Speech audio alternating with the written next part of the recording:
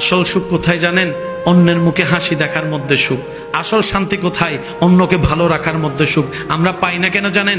আমরা অন্যের মুখের হাসি কেড়ে নিজে হাসার চেষ্টা করি, অন্যকে আগুনে ফেলে নিজে এসির মধ্যে থাকার চেষ্টা করি, অন্যকে বেইজ্জতি করে নিজে ইজ্জতে থাকার স্বপ্ন দেখি।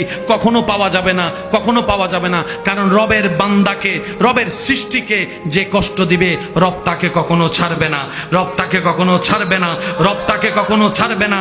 রব্বুল আলামিন অতীত বর্তমান সব জানার পরও হাসরের বিচার রেখেছেন। তার অন্যতম একটা কারণ হচ্ছে এই দুনিয়াতে যারা টাকার কারণে বিচার পায় নাই, সম্পদের কারণে বিচার পায় নাই, পাওয়ার না থাকার কারণে বিচার পায় নাই, সম্পদের জুলুমের কারণে অত্যাচারিত হয়েছে, বিচার পায় নাই, আল্লাহ সবাইকে হাসরে নিয়ে বলবে, বান্দা দুনিয়াতে তো টাকার কাছে তোর ন্যায় বিচার হেরে গেছিল, শক্তির সামনে তোর ন্যায় বিচার হেরে গেছিল, জনপাওয়ার না থাকার কারণে তোর পক্ষে কেউ কথা বলে নাই। ও বান্দা, হাসরে আনছি আমি, আল্লাহ আছি তোর পক্ষে, এবার আমি ন্যায় বিচার করেই দেখাবো। আল্লাহ আমাদের সবাইকে বুঝার তৌফিক দান করুক, আমিন।